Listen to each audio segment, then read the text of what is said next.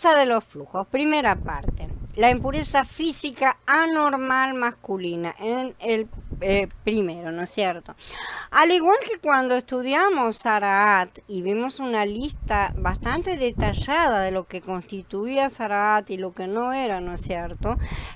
Ahora tenemos también una lista de lo que constituye una secreción, tanto normal como anormal, y cómo reconocerlas. Pero antes de entrar de lleno en el asunto, y porque para variar las traducciones son de terror, vamos a hablar acerca de ciertas palabras que van a ser utilizadas en nuestros estudios en este capítulo, ¿sí? Y que son las palabras Zav, Zera, Tamé y Tumá. Muchas traducciones escriben en casi todo este capítulo 15 flujo de semen, cuando no se trata de eso. El flujo de semen, aunque es inmundo porque implica la transmisión de la semilla contaminada por Hasatán, y los que dicen que no hay pecado es porque no saben que tenemos adentro, somos pecado, que tenemos esa raíz de pecado y siguen negándolo. Este flujo es considerado como una emisión normal en las escrituras, ¿sí? Lo mismo sucede con la menstruación. No se trata de nada que, hay que matarlo, hay que cortarle la cabeza. No se trata de eso. Es una cosa normal que sucede, pero sí es una inmundicia. Deja inmunda a la persona por un pequeño periodo. Vamos a estudiar las palabras que mencioné antes para entenderlas mejor. Tenemos la palabra zav, ¿sí? Que es la que es traducida como flujo. Esto viene justamente, es la raíz que dice fluir libremente como agua, que también es la raíz que es utilizada en la palabra, en la frase que dice una tierra que fluye leche y miel. Bueno, es esta misma palabra. Esto es fluir justamente, entonces es correctamente traducida como flujo. Ahora, tenemos la palabra zera, que sabemos que es semilla o semen también, en el sentido que contiene semilla de vida. La palabra tamé ya las hemos estudiado, tamé y tumá, ¿no es cierto? Tamé es estar contaminado cuando alguien es impuro, y tumá es la impureza en sí, ¿sí? Entonces, algunas traducciones escriben emisión de semen donde deberían escribir flujo y nada más. Un zav es un flujo, un líquido que fluye, pero que en este caso no es normal. Entonces han hecho una mezcla total y una gran confusión acerca de todos estos temas, ¿no es cierto? Y si ustedes andan mirando comentarios o cosas así, como se basan no en las escrituras, sino buscan en las palabras originales y se basan en las traducciones, ellos mismos están siendo engañados por un efecto dominó de confusión, error, y se van levantando interpretaciones sobre traducciones equivocadas. Entonces todo va a salir equivocado, evidentemente. Entonces, este flujo, este zav, ¿sí? Como veremos, a veces obstruye el canal, ¿sí? Y no sale, lo cual provoca una inflamación, que es algo normal. Y como veremos, cuando sí se trata de una emisión de semen, las palabras usadas son shikvat, zara, que vamos a ver un poco después, ¿sí? Zara deriva de zera, justamente, que es semilla, simiente, por eso se aplica a semen. Entonces, en este primer pasaje tenemos un flujo anormal. Esto está en Vayikra 16, en los pasukim del 2 al 3. Hablen a los israelitas y díganle, cuando algún hombre tenga un flujo, la palabra es zav y nada más, que le salga del miembro, es impuro, es tamé. La inmundicia, o sea, la tumá de su flujo, zav, sea que su miembro, y acá la palabra es basar, que significa carne, ¿sí? Y esto es un eufemismo, ¿no es cierto? Porque no es de cualquier lugar de la carne del cuerpo del hombre, está hablando simple y bien directamente del miembro viril del hombre, ¿sí? Cuando su miembro esté drenando el flujo, zav, o que esté congestionado de modo que no haya flujo, zav de nuevo, él tendrá inmundicia, tendrá tumá. En primer lugar, entonces, tenemos el caso de un hombre con un flujo anormal, que puede tanto salir de su miembro como congestionarlo, o sea, inflamarlo. La mayoría de los estudiosos, y yo estoy absolutamente de acuerdo con ellos, determinan que esta enfermedad se refiere a la gonorrea, ¿sí? Tiene todas las características, obedece a todos los síntomas, ¿sí? Una enfermedad de transmisión sexual que reúne todo. El asunto es que a continuación tenemos toda una serie de advertencias que no son para el contaminado. O sea, al contaminado no se le dice nada. Las advertencias que van a seguir a continuación muestran todo lo que él puede contaminar. Y vamos a leer. Toda cama sobre la que se acueste el que tiene el flujo, zav, será impura, y todo objeto sobre el que se siente será impuro. Todo el que toque su cama deberá lavar sus ropas, bañarse en agua y permanecerá impuro hasta la tarde. Todo el que se siente sobre un objeto sobre el que se ha sentado el que tiene flujo, zav, lavará sus ropas, se bañará en agua y quedará impuro hasta la tarde. Todo el que toque el cuerpo del que tiene el flujo, zav, lavará sus ropas, se bañará en agua y quedará impuro hasta la tarde. Si uno que tiene un flujo, o sea, el que está enfermo, ese que tiene zav, escupe sobre otro que esté limpio, el último lavará sus ropas, se bañará en agua y quedará impuro hasta la tarde. Cualquier montura sobre la que cabalgue uno que tenga flujo, zav, quedará impura. Todo el que toque cualquier cosa que estuviere debajo de él quedará impuro hasta la tarde. Y todo el que cargue alguna de esas cosas lavará su ropa, se bañará en agua y quedará impuro hasta la tarde. Yo creo que lo está repitiendo la suficiente cantidad de veces como para que queden claras las cosas para todos. Si uno con flujo, zav, toca a otra persona sin haberse lavado las manos con agua, esa persona lavará su ropa, se bañará en agua y quedará impuro hasta la tarde. Una vasija de barro que haya tocado uno que tenga flujo, zav, deberán romperla, y cualquier implemento de madera deberán lavarlo con agua. Esto está en los pasukim del 4 al 12. Como podemos ver, en ningún momento aquí se habla de emisión de semen. Esto no tiene nada que ver, y sin embargo muchas de sus traducciones, ustedes pueden abrir sus Biblias y mirar, van a decir flujo de semen. Todo aquí está referido a un flujo anormal, a la gonorrea. El varón es entonces inmundo, y todo lo que él toque será considerado inmundo también, pero no es todo lo que él toque de cualquier manera. No es que, toco mancha y listo, te hice inmundo. No, no es así. Esto corresponde con los casos femeninos que ya estudiamos también, ¿no es cierto? De la nidad, de la menstruación, que vamos a estudiar más a fondo ahora, ¿sí? Y de la mujer dando a luz durante el posparto, ¿se acuerdan que ya lo estudiamos? En todas estas situaciones de impureza, sin embargo, notamos algo sumamente interesante. Aunque se dice que todo lo que toquen esas personas se vuelve impuro, en ningún momento se determina que deban vivir apartados, excepto en el caso de Sarat. El caso de Sarat es apartado también de esto, porque no implica una inmundicia en sí, sino todo un estado de enfermedad, ¿sí? De manera que aquí tenemos una vez más costumbres, ¿sí?, que tampoco son necesariamente negativas, ya que la persona impura vuelve impura ciertas cosas que tocan. Y vamos a leer de nuevo la lista, por favor, porque no dice que si lava los platos los deja inmundos. Por ejemplo, ¿tá?, lo que está diciendo es que todo lo que toca su cuerpo cerca de su flujo, o sea, de su aparato reproductivo, el lugar donde se sienta, el lugar donde se acuesta, eso va a quedar inmundo, y evidentemente su ropa también. Entonces, vemos aquí, por ejemplo, que todos o la mayoría de los casos en los que un hombre con flujo anormal deja ciertas impuras, ciertas cosas, son, por ejemplo, la cama, la silla, cualquier cosa en que se siente, incluyendo una montura, ¿sí?, vasijas de barro y madera. Esas dos cosas son mencionadas.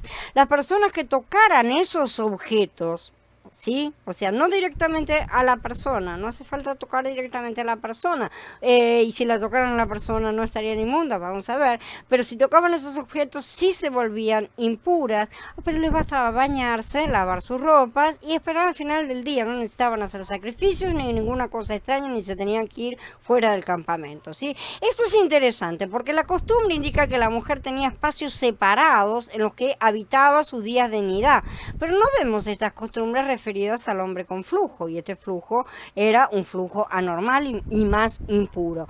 El caso, sin embargo, es exactamente el mismo. La forma en que ambos contaminan objetos es la misma. Vamos a ver que para la mujer que tiene la menstruación se dictan exactamente los mismos casos, en donde se sienta, en donde se acuesta. Esa es la forma que tendría para contagiar en última instancia, ¿no es cierto? Entonces, la posibilidad de que otros se contaminen es exactamente la misma. Entonces, si miramos cuidadosamente, vamos a ver que las asunto de apartar a la mujer no parece ser aplicado al hombre con gonorrea, pero que esto se trata de convencionalismos de costumbres. No existe orden alguna en las escrituras para mantenerlos apartados de su casa durante esos días, ni mantenerlos confinados, ni ningún tipo de idea exótica que haya sido transmitida, ¿sí? Como dijimos, la única excepción es la Zarat, que es una cosa completamente separada y no es este tipo de flujos. Justamente por eso se explican las formas en que en el caso de contacto las otras personas podían limpiarse de la impureza contraída de una manera muy simple, absolutamente simple, rápida, y no había ningún tipo de ay, te vas a morir porque te contagiaste de algo mortal. No. En todas las advertencias, entonces, no tenemos nada que indique cómo el enfermo podría curarse. No hay nada. En ningún lugar dice nada. Sí, ni nada que tuviera que hacer él mismo, sino las cosas que debían hacer los demás que se hubieran contaminado con él.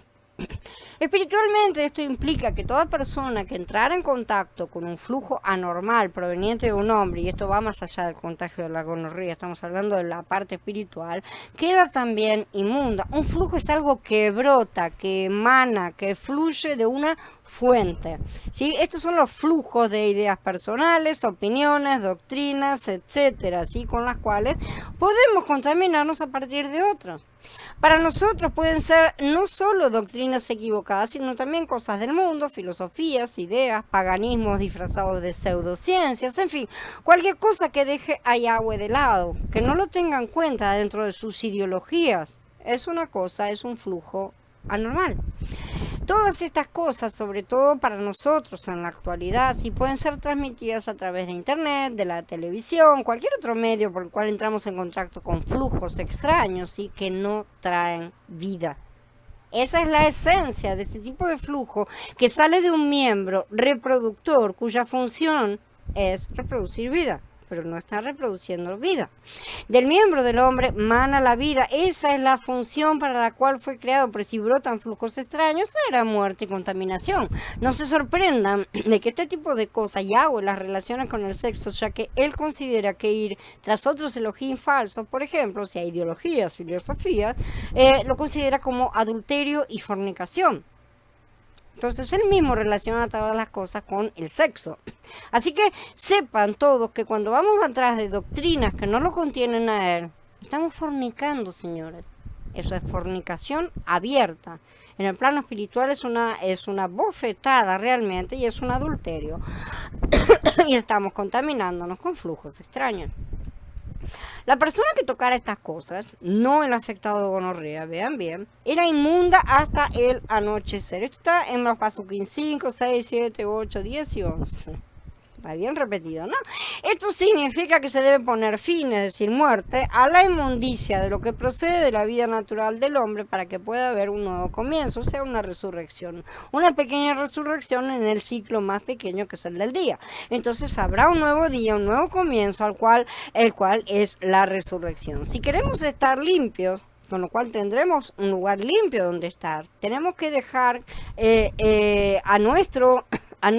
tenemos que llegar a nuestro fin, tenemos que acabar con ese viejo hombre, ¿sí? Tenemos que tomar el madero de Mashiach a fin de morir. De este modo llegaremos al anochecer de nuestro viejo ciclo, al anochecer de la vieja creación. Entonces, por medio del madero y después de experimentar el madero, tendremos, sí, un nuevo día. Vamos a estar en resurrección.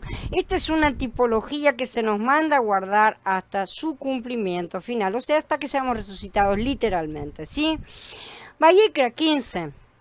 Nos dice repetidas veces que la persona que se hubiera contaminado tocando estos objetos o por haber sido escupida, cosas semejantes, ¿no es cierto?, lavaba sus vestidos y se bañaba en agua. Esto significa no solo tomar medidas con respecto a la vida que llevamos, a nuestro comportamiento y a los medios por los cuales entramos en contacto con la vida natural del hombre, sino también a tomar medidas con respecto a nosotros mismos por el lavamiento del agua de vida, ¿sí? O sea, el ruaj purificador de vida. En la palabra de Elohim, eliminando todo aquello que fue influenciado por nuestra vida natural. Si andamos por el mundo, si andamos por las redes, si andamos por la calle, si andamos por cualquier parte que sea, toqueteando cosas que no contienen agua, que no contienen vida, son flujos espirituales anormales. y necesitamos purificación. No basta con decir, ay, Él me cuida mientras ando por ahí. No, no basta, señores. Él dice que hay que ser purificado. ¿Cómo hay que ser purificado?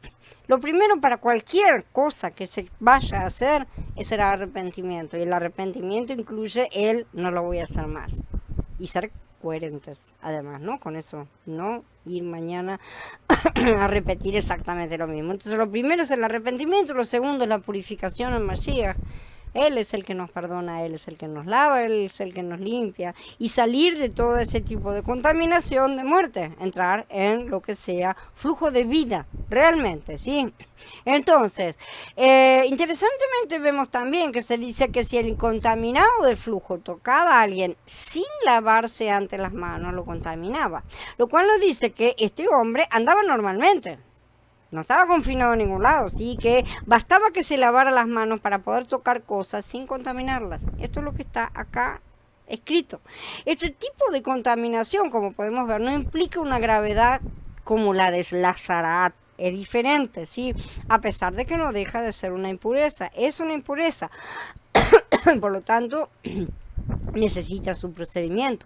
Es un tipo de contaminación localizada, ya que vemos que lo que contamina son objetos que entran de alguna manera en contacto relativamente directo con las partes corporales implicadas, ¿sí? Con el aparato reproductivo, o sea, las sillas, las camas, monturas, ropa, como ya dijimos.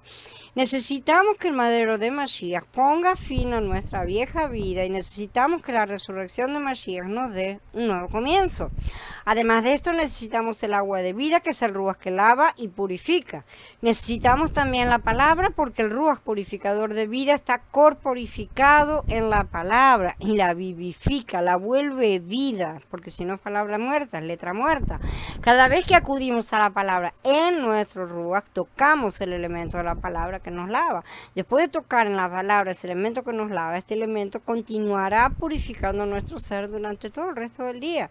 Por lo tanto, necesitamos el madero de Mashiach, la resurrección de Mashiach, y el Ruach HaKodesh como agua de vida que está en la palabra de Elohim.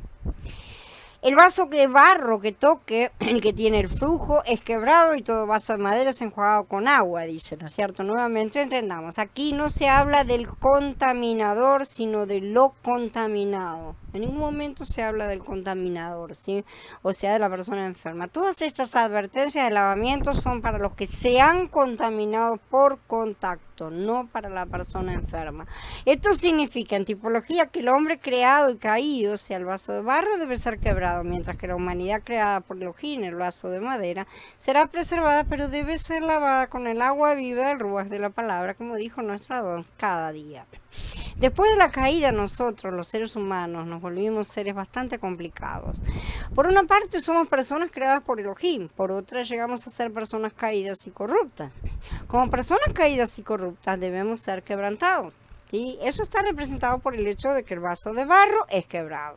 No obstante, como personas recreadas por Elohim, nacidos de nuevo de Mashiach, ya no necesitamos ser quebrantados, o sea, quebrados en ese sentido. Sí necesitamos quebrantamiento para seguir andando, pero no quebrados como una cosa que debe ser rota, sí, pero sí necesitamos ser lavados con el ruaj constantemente. O sea, el quebrantamiento ya debe haber acontecido, a eso vamos, ¿sí?